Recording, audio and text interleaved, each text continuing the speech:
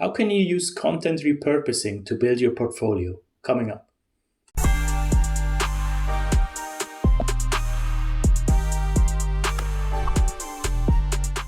Hello and welcome back to the Freelanceverse. I hope you're all doing well. Thanks for coming back to the channel. Today it's time for another freelance snapshot video. This is a series on the channel where I take a small topic and I do a quick video about it, just answering straight to the point the question I got asked in a conversation recently. I was in a co-working cafe kind of that I meet with freelancers twice a month. And there was a person there that really was at the beginning, completely starting out in the language industry. So this video in the end is for you if you are really trying to dip your toes into the waters and you don't have any experience. So she kind of asked me, what can I offer in the beginning without any experience? How can I build my portfolio? And we had a long conversation. I gave my usual answers that I usually give that are plenty discussed on this channel. But then we also arrived at an idea that she kind of had, and then we both worked it out together. What you can essentially call it is content repurposing. So content repurposing is something that every content creator, every marketing specialist is doing, because once you create a piece of content, it makes sense to reuse it, repurpose it on different avenues, different social media channels, etc. It's something that you should do as a creator, but it's really hard to do because it takes a lot of effort, a lot of time. I know I should repurpose these videos, and I do it in a way on Instagram, but nowhere near to an extent what I could do with this, right? Because once you have a video like that, it's so much information in there. You have a transcription already done by YouTube. So there's so much you can do with this. Now, what we came up with together is a service that you can offer to clients that are not even your clients yet. So they're potential clients. What you do is you create, you take the content of a creator, let's say, or of a company. Let's now go with a creator because that's easiest to imagine. So you take a YouTube video of a creator you like. You have a whole transcription of the video. What you can now create with this is you can do a blog post, for example. You can do a LinkedIn post, a LinkedIn carousel. You can create a flyer with bullet points, a perfectly, designed poster about it. So because probably there's a lot of information in that video. So there are so many pieces of content you can create from that. And there is no writing involved because it's already there. It's already validated information by the client. It's correct because they published it already on one platform. So all you're really doing is restructuring, reformatting, repurposing already existing content.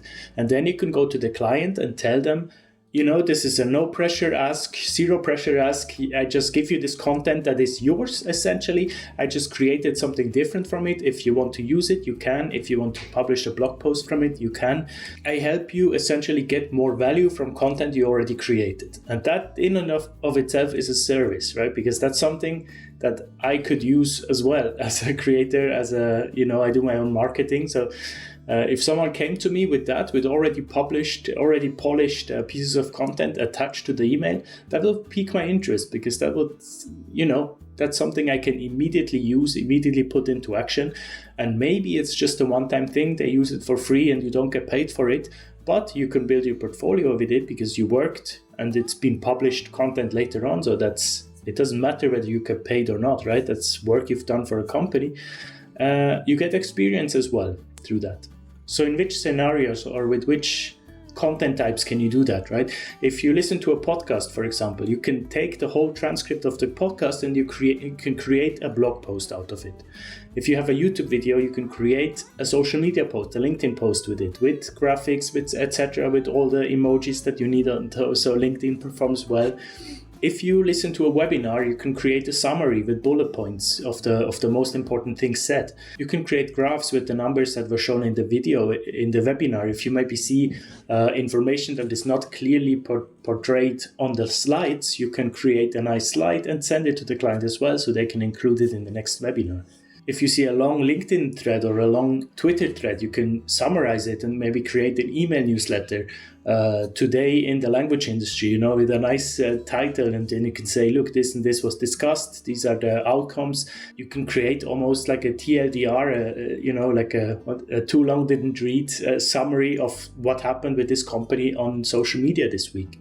Essentially, what you're doing is you're not writing, you're not being creative. All you're doing is reducing friction, because content repurposing is a lot of friction. I notice it myself. Once you finally created that content, you're kind of moving on to the next one. You're not thinking of how to repurpose it. So if you can reduce that friction and send a polished version of different content types of the same already published content, that reduces a lot of friction, a lot of workload, a lot of mental load gets taken off of the creator's mind. And I think that's a great way to approach someone. So what this service really is, when you strip all the hype and all the fancy word from it, you take something long, something messy, something unstructured, and you create something short, structured, and usable out of it. Then you go to the client, you go to the potential client, you go to the creator, the company, the person, you send it, you say, look, no pressure, I did this for you, I'm trying to get my foot into the door in this language industry. So this is my first attempt. If we could have a call maybe to discuss whether this content is actually useful for you, whether we could maybe collaborate, maybe I can do this again next month if you're interested. And this, at least, it's better than a cold email, right? You're much more likely to get a response from someone with that than just a cold email asking to collaborate. There you go. I know for a fact that this person is now attempting that this week, so I will catch up with her in the next bi-weekly coffee chat we have, whether she had some success with it. But I thought I'd share it on here as well. It's a very low effort attempt to take, and I think it's quite creative. It's a bit different from other avenues that you can take to make that first connection with clients. Let me know if it's useful for you guys, and I see you next Monday with a bit of a longer video again, back to regular scheduling. See you then. Bye-bye.